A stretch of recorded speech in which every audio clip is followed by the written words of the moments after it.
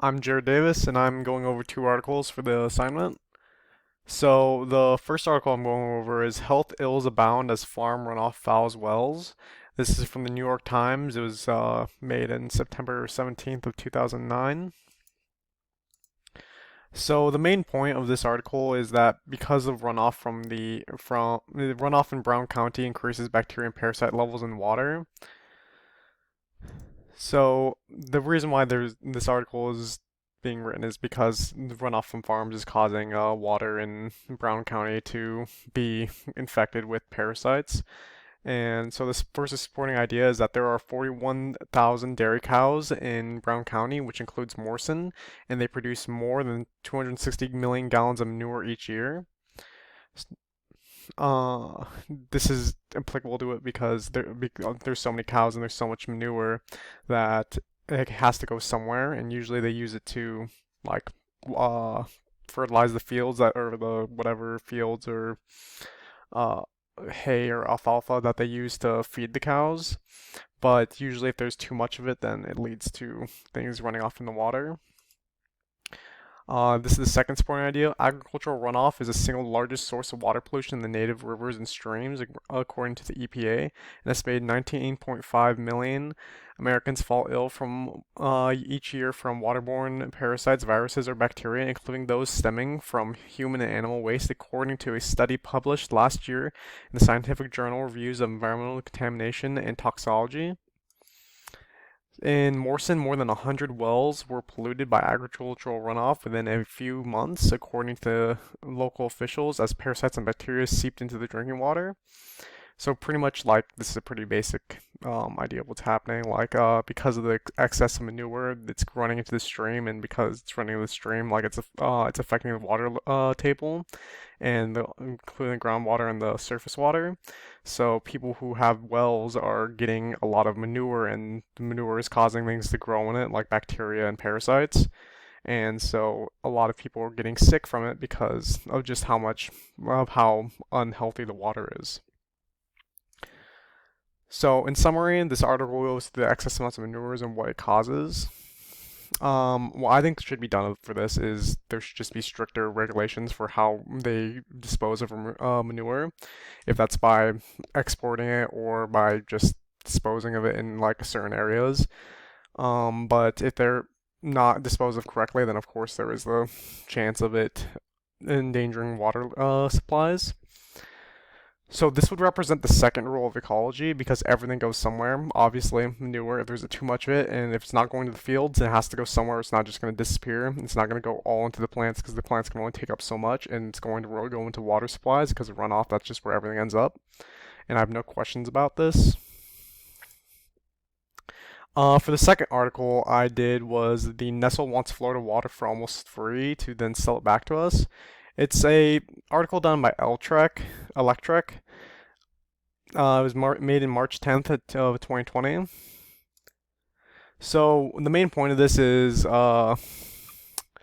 Nestle wants to draw out the maximum amount of 152 million gallons of water a day from Florida Springs for only $115.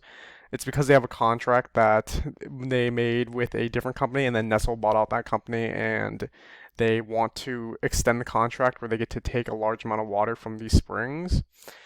They probably shouldn't have made this deal just because if like they're worried that if they take over 1 million gallons, then like the spring will be like affected.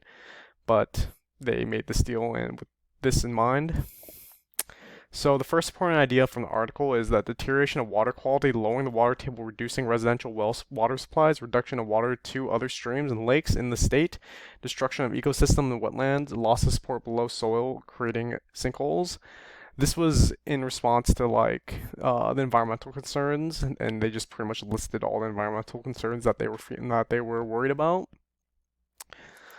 The second supporting point in the article was it makes no sense to be giving away water 1 million gallons a day to an out-of-state bottling company when our own river right here is suffering. This was a quote from one of the articles. It's pretty much saying like this water, like the water that we have, like if they're pretty much making a profit and selling it out, then it's not only we're not only selling our water and then making a profit off for basically nothing. They're also exporting it, so we don't have that water anymore, or Florida wouldn't have this water anymore.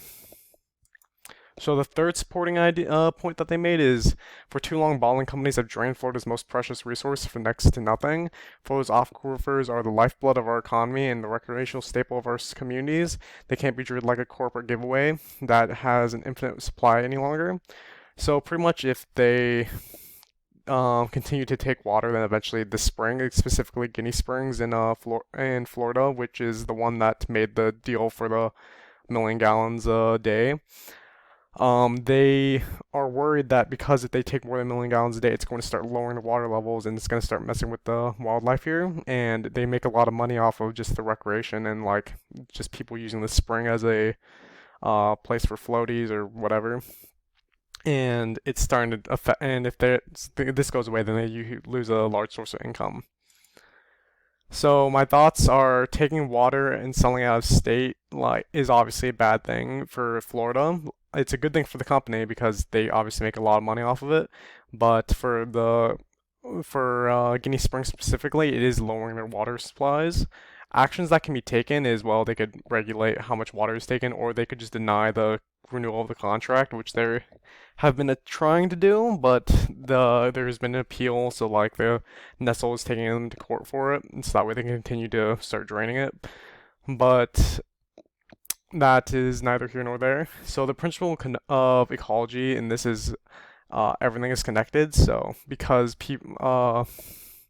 Nestle's taking water, and like they made this agreement to sell the water. Now it's starting to affect the wildlife. It's starting to affect the foliage on the sides of it, and it's also starting to affect the people because they're losing this economic bonus.